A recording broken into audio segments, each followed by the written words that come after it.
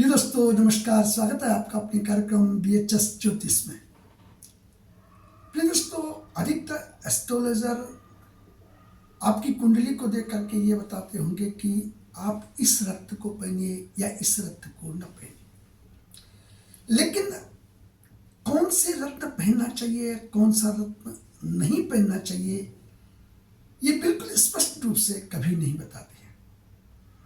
ये जरूर बता देंगे कि आप इसकी दशा चल रही है, इसकी महादशा चल रही है, इसके अंतर्दशा चल रही है, आप ये रत्न पहनो तो आपको ये फायदा होगा। और ये भी बता देते हैं कि लड़की की शादी नहीं हो रही थी, ये रत्न पहना दो, आपको कष्ट हो रहा तो ये रत्न पहना दो, या ये नहीं मिल रहा है तो ये रत्न पहना दो। ऐसा नहीं होता है। ये सब चीजें देख करके रत्नों को यानी जिमस्टोन को बिल्कुल भी नहीं पहना जाता है। आप अपनी लग्न कुंडली खोलिए और लग्न में, जैसे सपोज आपका मेष लग्न है, मेष लग्न में आपको कौन से रत्न धारण करना चाहिए और कौन से रत्न धारण नहीं करना चाहिए। कौन से रत्न धारण करना चाहिए ये तो सब बता देंगे, लेकिन कौन सा रत्न धारण नहीं करना चाहिए ये कोई नहीं बताता है। तो आज हम इसी टॉपिक पर बात करेंगे कि मेष लग्न में आपको कौन से रत्न बिल्कुल भी नहीं पहनने चाहिए। चर्चा में जाने से पहले मेरी आपसे रिक्वेस्ट है, जिन लोगों ने अभी तक हमारे चैनल को सब्सक्राइब नहीं किया है, प्लीज चैनल को सब्सक्राइब कीजिए, लाइक कीजिए और अपने दोस्तों के बीच शेयर करना बिल्कुल भी मत भूलिए।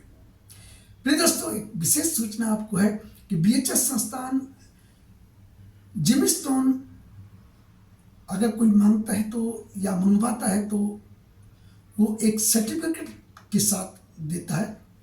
और अगर आप अपनी डेट ऑफ बर्थ, टाइम और प्लेस उसको देख करके कहते हैं कि मुझे कौन सा रत्न पहनना है, कौन सा रत्न नहीं पहनना है, तो हम ये भी जो है आपको प्रोवाइड करते हैं, ये भी आपको गाइडेंस करते हैं। तो अगर आपको किसी भी प्रकार का जिमस्टोन चाहिए तो प्लीज़ हमसे कांटेक्ट कीजिए हमारे कांटेक्ट नंबर पे, हमारे व्हाट्सएप नंबर पे या हमारे ईमेल नंबर पर आप हमसे कांटेक्ट कर सकते हैं। तो चर्चा करेंगे कि मेष लग्न में कौन सा रत्न धारण नहीं करना चाहिए, कौन से ग्रह का रत्न धारण नहीं करना चाहिए।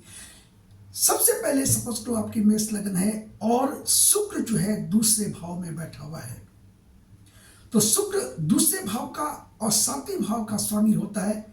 और दूसरा भाव और सातवां भाव मेष लग्न में दोनों भाव मारक भाव होते हैं, और इस कुंडली में शुक्र मारक ग्रह है, इसलिए कभी भी जो है इस कुंडली में, मेष लग्न की कुंडली में शुक्र का ग्रह बिल्कुल भी नहीं पहना जा सकता है। चाहे ओपल पहना हो, चाहे जर्कन हो, चाहे डायमंड हो, ये बिल्कुल भी नहीं पहनना चाहिए। अगर आपने पहना तो आपके लिए दिक्कत का सामना करना पड़ेगा। आप देख लीजिए आपके पार्टनरशिप में, आपके साझेदारी में, आपके वैवाहिक जीवन में आप जिन्होंने पहन रखा है आप उनको देख लीजिए और उनसे पूछ लीजिए कि उनको कितने दिक्कतों का सामना करना पड़ता है। और खासकर अगर शुक्र की महादशा चली होगी तो और भी ज़्यादा दिक्कत होती है।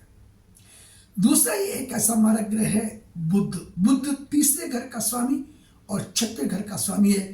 तीसरे घर का स्वामी पराक्रम का, साहस का, मीडिया का, छोटे भाई बहनों का, ये सब घर है। अगर आप यहाँ पर बुध का रत्न पहनोगे और छठे भाव का स्वामी उसकी मूल त्रिकोण राशि छठे भाव में यानी कन्या राशि छठे भाव में होती है, अगर आपने पन्ना यहाँ पर पहन लिया तो आपको कई समस्याएं होगी। आपका पन्ना पहनते ही आप देख लेना, आपको फ्यूचर में कई ढंग के रोग, कर्जे, मुकदमे, कोर्ट कचहरी का सामना, ये सब आपको करना पड़ सकता है। जिन्होंने भी पन्ना पहन रखा है मेष लग्न की कुंडली में, आप उनको देख लीजिए या उनसे पूछ लीजिए उनको कितनी दिक्कतों का सामना करना पड़ रहा है। और अगर बुध की दशा चल रही है तो बिल्कुल जो है आपको वो घर बिठा देगा, एकदम परेशान कर देगा वो पन्ना कि आप जो है बिस्तर से भी खड़ा होना आपके लिए मुश्किल हो जाएगा।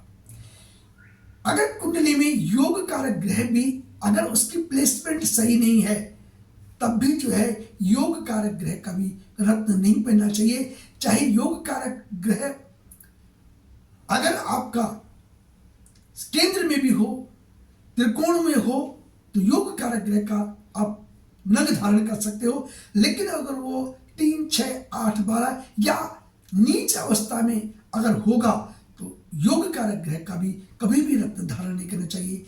इससे जो है दिक्कतों का सामना करना पड़ता है, कई परेशानियों का सामना करना पड़ता है। तो आज की वीडियो में इतना ही। अगले वीडियो में फिर आपसे भेंट होगी। तब तक के लिए बहुत बहुत प्रणाम। वीडियो को देखने के लिए आपका बहुत बहुत आभार।